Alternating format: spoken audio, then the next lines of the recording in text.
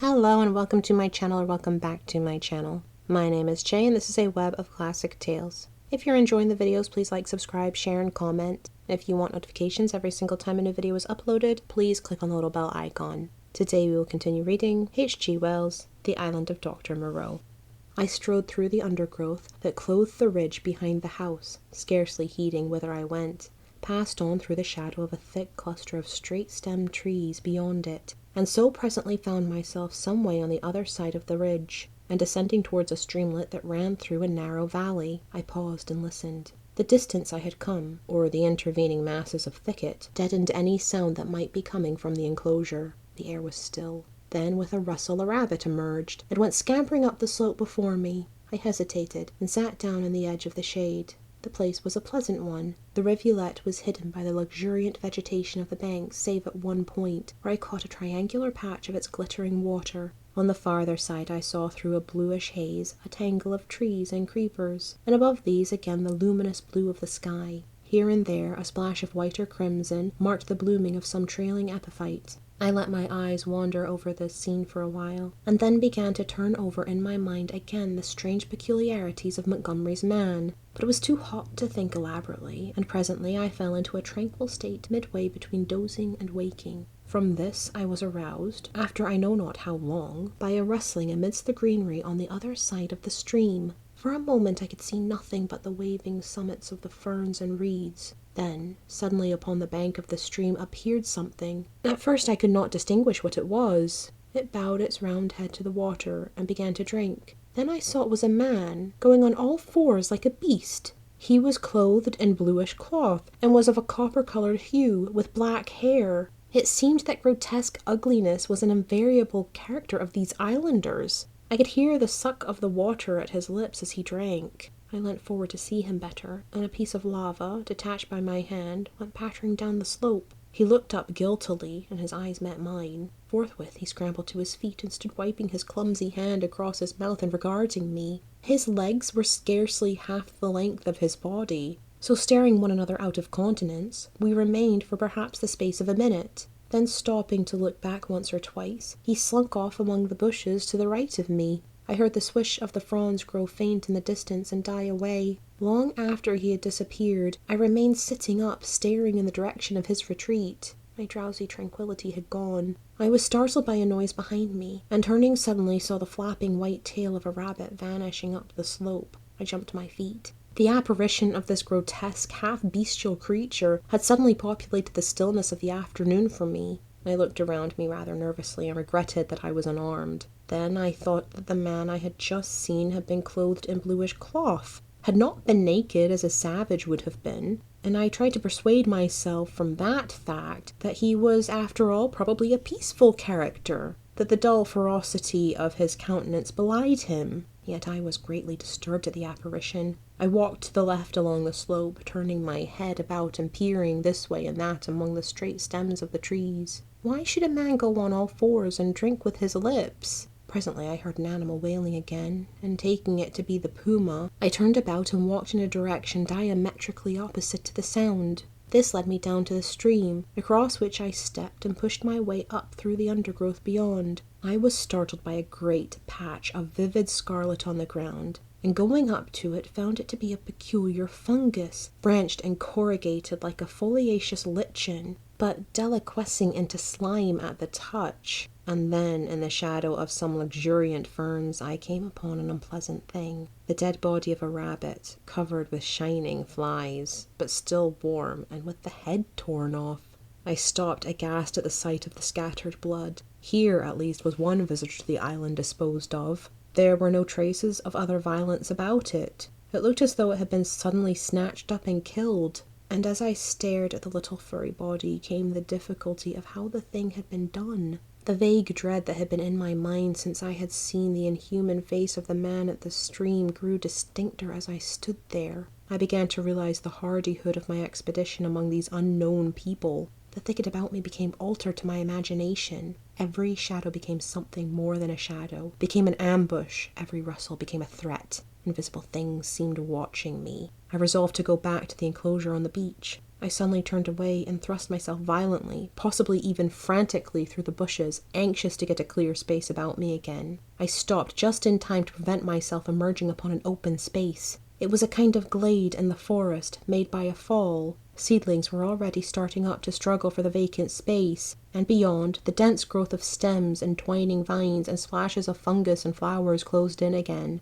Before me, squatting together upon the fungoid ruins of a huge fallen tree, and still unaware of my approach, were 3 grotesque human figures. One was evidently a female, the other 2 were men. They were naked, save for swathings of scarlet cloth about the middle, and their skins were of a dull pinkish drab colour, such as I had seen in no savages before. They had fat, heavy, chinless faces, retreating foreheads, and a scant, bristly hair upon their heads. I never saw such bestial-looking creatures. They were talking, or at least one of the men was talking to the other 2, and all 3 had been closely interested to heed the rustling of my approach. They swayed their heads and shoulders from side to side. The speaker's words came thick and sloppy, and though I could hear them distinctly, I could not distinguish what he said. He seemed to me to be reciting some complicated gibberish. Presently his articulation became shriller, and spreading his hands, he rose to his feet. At that, the others began to gibber in unison, also rising to their feet, spreading their hands and swaying their bodies in rhythm with their chant.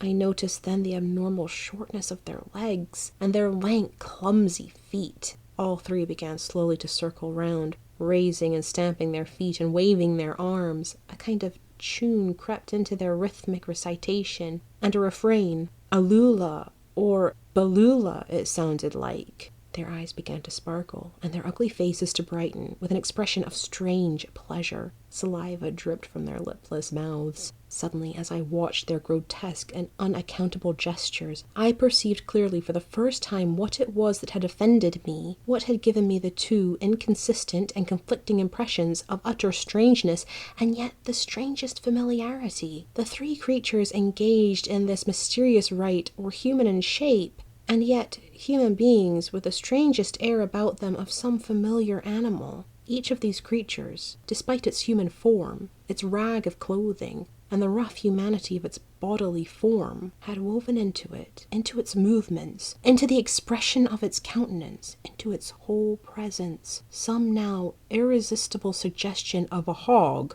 a swinish taint, that unmistakable mark of the beast. I stood overcome by this amazing realization, and then the most horrible questioning came rushing into my mind. They began leaping in the air, first one and then the other, whooping and grunting. Then one slipped, and for a moment was on all fours, to recover, indeed, forthwith. But that transitory gleam of the true animalism of these monsters was enough. I turned as noiselessly as possible, and becoming every now and then rigid with the fear of being discovered, as a branch cracked or a leaf rustled, I pushed back into the bushes. It was long before I grew bolder and dared to move freely. My only idea for the moment was to get away from these foul beings, and I scarcely noticed that I had emerged upon a faint pathway amidst the trees. Then suddenly traversing a little glade, I saw with an unpleasant start 2 clumsy legs among the trees, walking with noiseless footsteps parallel with my course, and perhaps 30 yards away from me. The head and upper part of the body were hidden by a tangle of creeper. I stopped abruptly, hoping the creature did not see me.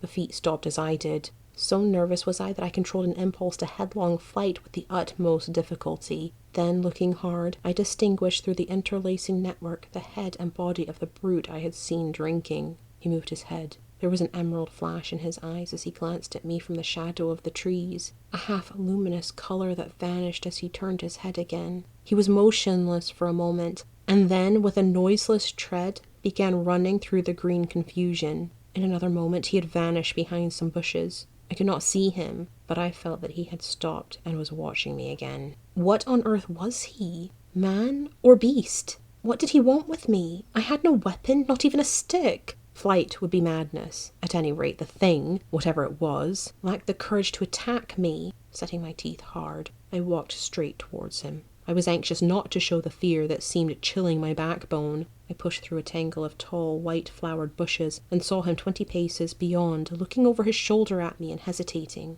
I advanced a step or 2, looking steadfastly into his eyes. "Who are you?" said I. He tried to meet my gaze. "No!" he said suddenly, and turning, went bounding away from me through the undergrowth. Then he turned and stared at me again. His eyes shone brightly out of the dusk under the trees. My heart was in my mouth, but I felt my only chance was bluff, and walked steadily towards him. He turned again and vanished into the dusk. Once more I thought I caught the glint of his eyes, and that was all. For the first time I realized how the lateness of the hour might affect me. The swift dusk of the tropics was already fading out of the eastern sky, and a pioneer moth fluttered silently by my head. Unless I would spend the night among the unknown dangers of the mysterious forest, I must hasten back to the enclosure. The thought of a return to the pain-haunted refuge was extremely disagreeable, but still more so was the idea of being overtaken in the open by darkness and all that darkness might conceal. I gave one more look into the blue shadow that had swallowed up this odd creature, and then retraced my way down the slope towards the stream, going, as I judged, in the direction from which I had come.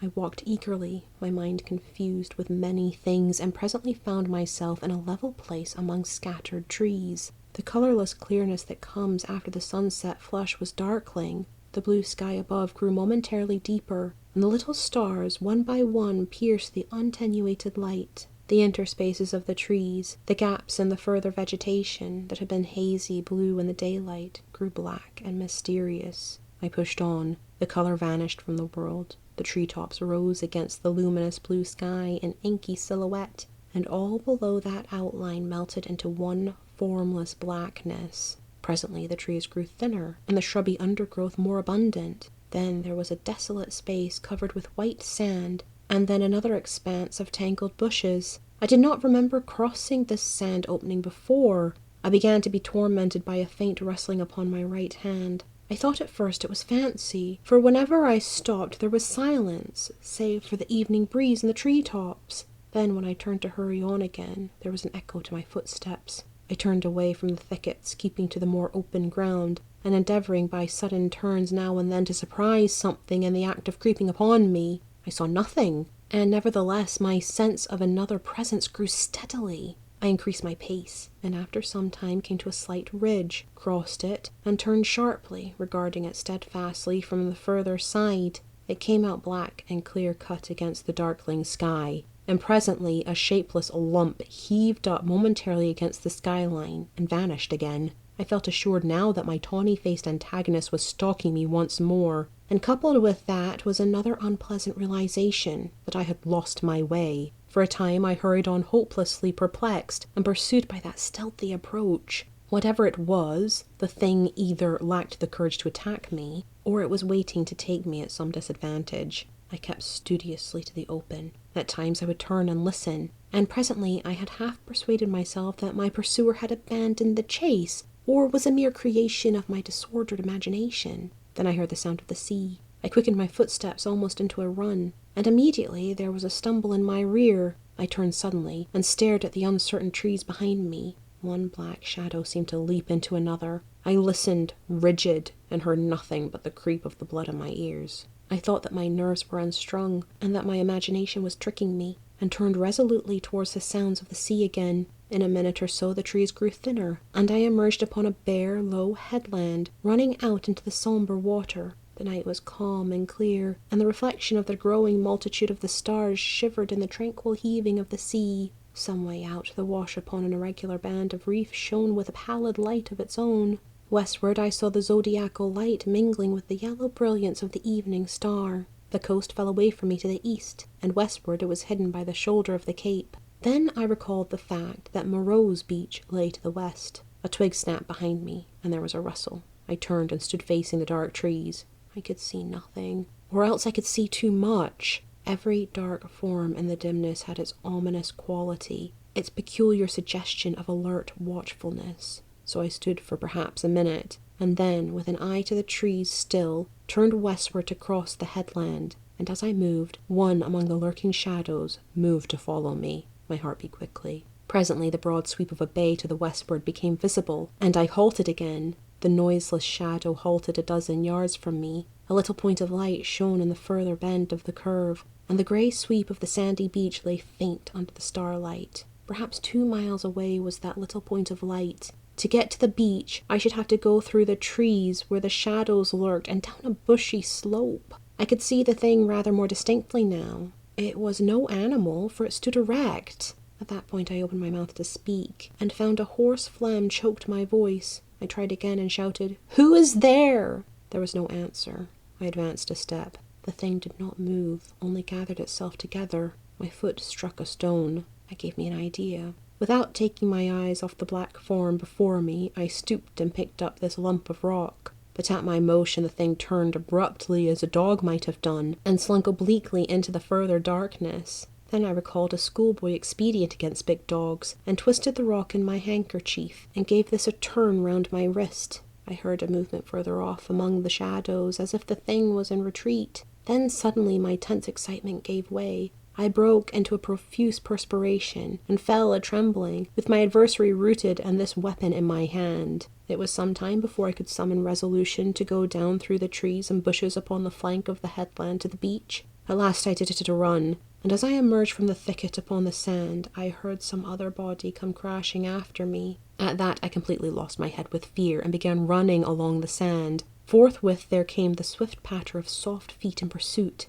I gave a wild cry and redoubled my pace. Some dim black things, about 3 or 4 times the size of rabbits, went running or hopping up from the beach towards the bushes as I passed. So long as I live, I shall remember the terror of that chase. I ran near the water's edge, and heard every now and then the splash of the feet that gained upon me. Far away, hopelessly far, was the yellow light. All the night about us was black and still. Splash, splash came the pursuing feet, nearer and nearer. I felt my breath going, for I was quite out of training. It whooped as I drew it, and I felt a pain like a knife at my side. I perceived the thing would come up with me long before I reached the enclosure, and, desperate and sobbing for my breath, I wheeled round upon it, and struck it as it came up to me. Struck with all my strength. The stone came out of the sling of the handkerchief as I did so. As I turned, the thing, which had been running on all fours, rose to its feet, and the missile fell fair on its left temple. The skull rang loud, and the animal man blundered into me, thrust me back with its hands, and went staggering past me to fall headlong upon the sand with its face in the water. And there it lay still. I could not bring myself to approach that black heap. I left it there, with the water rippling round it, under the still stars, and giving it a wide berth, pursued my way towards the yellow glow of the house. And presently, with a positive effect of relief, came the pitiful moaning of the puma, the sound that had originally driven me out to explore this mysterious island. At that, though I was faint and horribly fatigued, I gathered together all my strength and began running again towards the light. I thought I heard a voice calling me. Thank you for listening. This has been H.G. Wells, The Island of Dr. Moreau, Chapter 9. I've been Jay. This has been a Web of Classic Tales. Please like, subscribe, share, comment, click the bell icon for notifications. I hope you're having a fantastic day. Have a nice life, and I'll see you next time.